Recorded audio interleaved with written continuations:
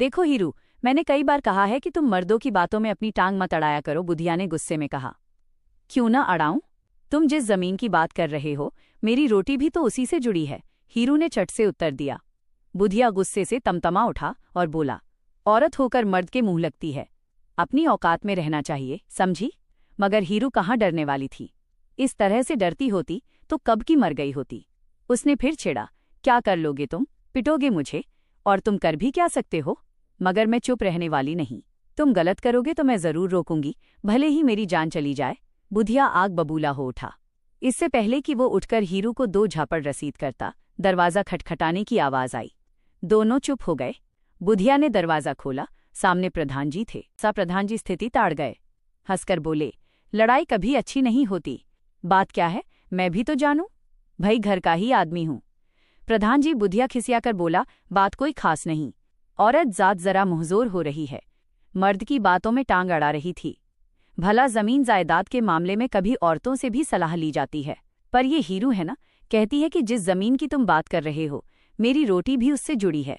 अब तुम ही बताओ प्रधान जी, अगर हम मर्द औरतों की बातें सुनने लगे तो हो गया दुनिया का कल्याण। प्रधान जी के मुंह से सिर्फ इतना ही निकला, हूं। इससे पहले कि वे आगे कुछ और कहते, बुधिया फिर शुरू हो गया। अरे प्रधान जी, इन औरतों का क्या है, जब देखो मीन मेख निकालती हैं। बड़े बूढ़ों की बातों में आखिर सच तो होगा ही, उनके बाल धूप में तो पके नहीं हैं। प्रधान जी बोले, सच कहते हो बुधिया भाई, औरत जात की सलाह से तो संसार नहीं चलता। मगर अब करें क्या? इधर सरकार भी इन्हें बड़ा महत्व दे रही है। सरकार ने पंचायत चुनाव में तो इनके लिए सीटें आरक्षित कर दी हैं।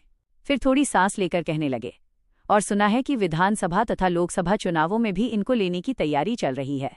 सब कुछ बंटाधार समझो। तुम कहते हो मीन मेख निकालती हैं। अरे भाई, मैं तो कहता हूं जैसे इनका जन्म इन्हीं सब कामों के लिए हुआ हो।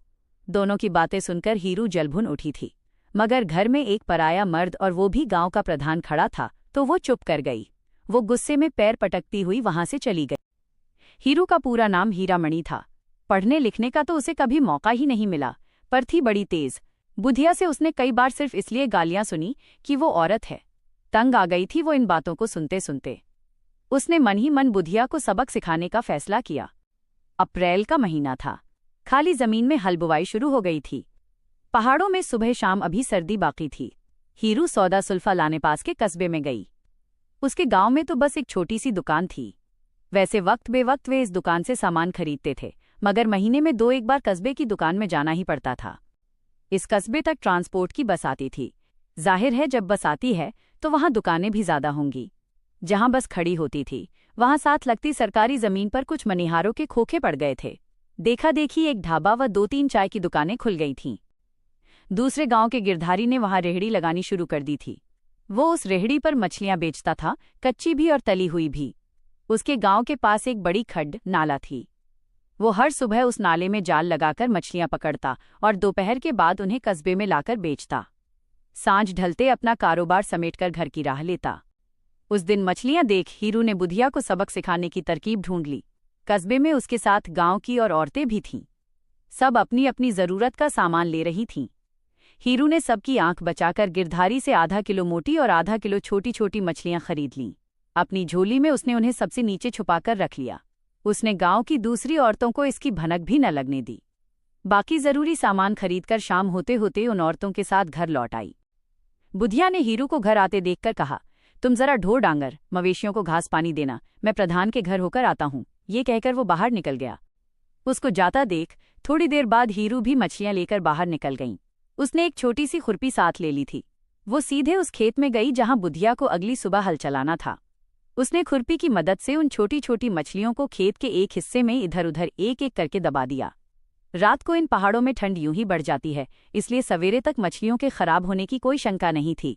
फिर वो चुपचाप घर लौट आई।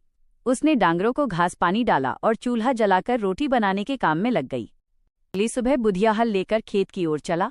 चलते चलते उसने हीरू को आवाज लगाई तो हीरू ने कहा, तुम चलो बैलों को हल में जोतो, मैं 2-4 रोटियां सेककर खेत में पहुंचती हूं।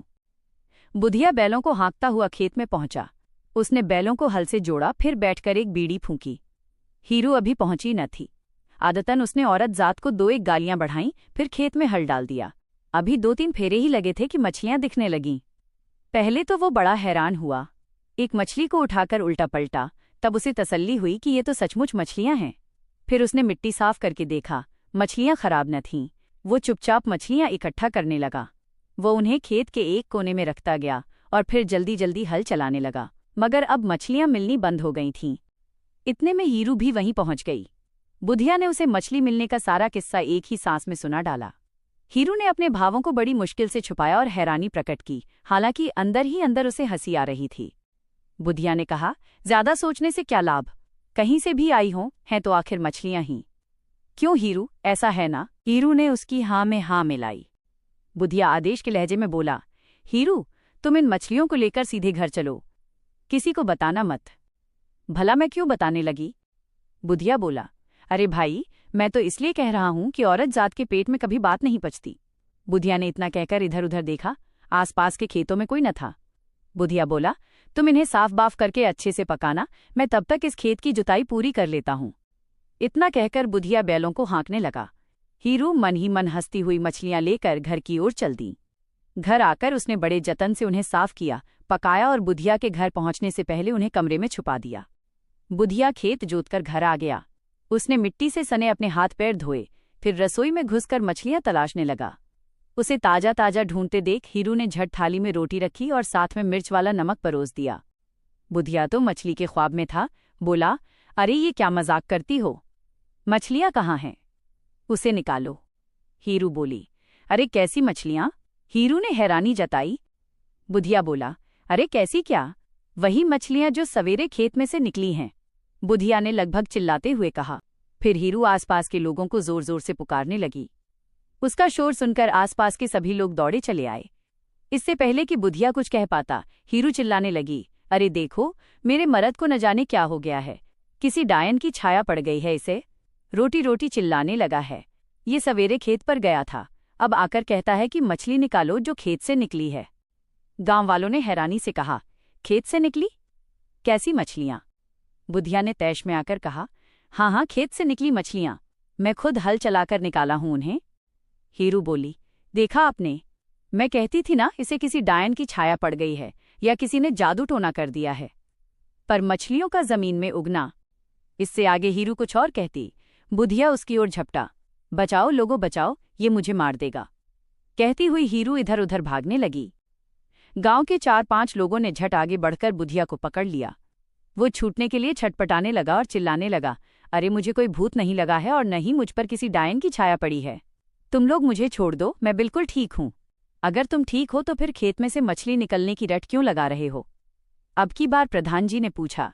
बुधिया ने कहा, मैं सच कह रहा हूं, मैंने खुद खेत में हल चलाकर मछलियां निकाली हैं। बुधिया फिर चिल्लाया, ये औरत झूठ बोल रही है, मैंने इसे सचमुच की मछलियां खेत से निकालकर पकाने को दी हैं। गांव वाले आपस में कानाफूसी करने लगे, भला सूखे खेत से कहीं मछलियां पैदा होती हैं? ऐसा तो किसी ने न कभी देखा न सुना। इस घटना से बच्चों को खेल का नया मसाला मिल गया था। औरतें हीरू के साथ सहानुभूति जताने लगी और मर्द समस्या का हल ढूंढने में व्यस्त हो गए। हीरू रोती सुबकती अपने भाग्य को कोस रही थी।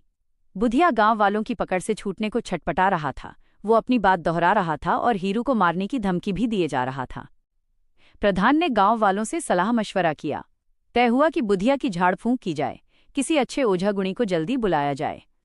तब तक ये सारा इंतजाम न हो जाए, बुधिया को बांध कर रखा जाए। बुधिया ने लाख सफाई दी कि वो भला चंगा है, फिर भी गांव वालों ने उसके हाथ पांव रस्सियों से बांध दिए। जब वो ज्यादा छटपटाने लगा, ज्यादा चिल्लाने लगा, तो लोगों ने उसे बरामदे के खंभे से कस दिया। तब तक हार कर उसने चिल्लाना बंद कर दिया। अब वो चुपचाप आंखें बंद करके खंभे के सहारे खड़ा रहा। वो सारी घटना पर शुरू से सोचने लगा। सब कुछ इतनी तेजी से घटित हुआ था कि खुद उसकी समझ में कुछ न आ रहा था। खेत में मछली मिलने के बारे में अब वो स्वयं शक करने लगा था। अब वो बिल्कुल चुप था। लोगों ने सोचा भूत का असर शायद कुछ कम हो रहा है। 1-2 बुजुर्गों ने सलाह दी कि यहाँ ज्यादा भीड़ न लगाई जाए, इसे कुछ समय अकेले रहने दिया जाए। तब धीरे धीरे लोग बाहर निकल गए। पूरा गांव अभी खेत से लौटा ही था। सबका रोटी खाने का समय हो गया था। औरतें अपने बच्चों के हाथ पकड़कर और मर्दों को आंख से घर आने का इशारा करती चल पड़ी।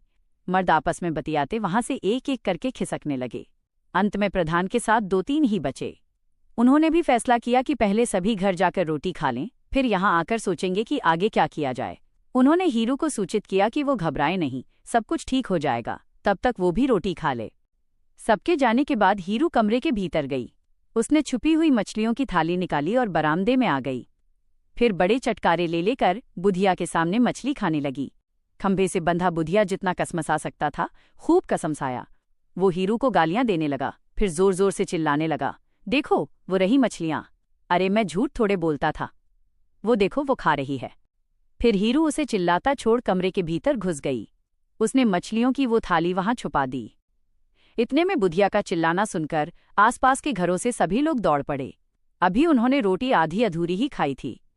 बुधिया चिल्लाता रहा, वो हीरू को गालियां देता रहा। उसने सारा घर सिर पर उठा रखा था। वो रस्सी से छूटते ही हीरू को मारने की धमकी देता रहा। जब गांव वालों पर उसकी बातों का कोई असर न हुआ तो तंग आकर उसने गांव वालों को गालियां देनी शुरू कर दी।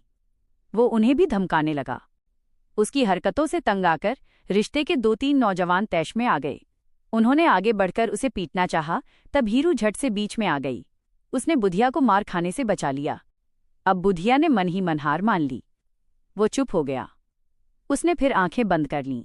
उसने सारी बातों पर दोबारा सोचना शुरू कर दिया। उसे सारे फसाद की जड़ हीरू ही नजर आ रही थी। मगर अब उसे चिंता भी होने लगी थी, क्योंकि मामला संगीन बनता जा रहा था। उसे डर लगने लगा कि अगर जल्दी से स्थिति न संभाली गई तो झाड़ फूंक का सिलसिला शुरू हो सकता है। हीरू ने झाड़ फूंक कराने से साफ मना कर दिया। उसने कहा कि वो बुधिया को कस्बे के डॉक्टर के पास ले जाएगी। बड़े बुजुर्ग हीरू की इस दलील पर झुंझला उठे, भला इसमें डॉक्टर का क्या काम। पर हीरू ने भी सबके खिलाफ कमर कस ली थी। वह चिल्लाकर बोली, अरे मेरा मर्द है, मैं इसका इलाज डॉक्टर से कराऊंगी, ओझा को हाथ न लगाने दूंगी। यहाँ कोई झाड़ फूंक नहीं होगा। सबने उसे समझाया, मगर वो टस से मस न हुई। वे उससे रूठते हुए धीरे धीरे चले गए। वे सोचते थे कि जरूरत पड़ने पर यह खुद हमें सहायता के लिए पुकारेगी, तब हम इसे जवाब देंगे। सबके जाने के बाद हीरू अकेली रह गई। वो भीतर आई और बुधिया के सामने चुपचाप खड़ी हो गई। उसकी आंखों में बुधिया के प्रति प्यार था। बुधिया कुछ बोलता उससे पहले ही वो बोल पड़ी, मैं तुम्हारे मन में उठने वाले सवालों को समझ रही हूँ। तुम क्या पूछना चाहते हो मैं जानती हूँ। बुधिया अवाक होकर हीरू को देखता रहा। हीरू ने अपनी बात जारी रखी, तुम्हारे सवालों के उत्तर भी दे दूंगी, पर ठहरो, पहले तुम्हें खोल देती हूँ। फिर उसकी रस्सियां खोलते हुए बोली, तुम्हें बहुत तकलीफ उठानी पड़ी, मगर मैं क्या करती। औरत में भी अक्ल होती है, इसका सबूत देने के लिए मुझे ये सब करना पड़ा। हीरू ने ये सब बातें इतने प्यार से कहीं कि बुधिया का गुस्सा उतर गया। अब रस्सी खुल गई थी। बुधिया को बड़े जोर की भूख लगी थी। हीरू ने झट से मछली परोस दी। हीरू ने उसे मछली के बारे में पूरा किस्सा सुना दिया।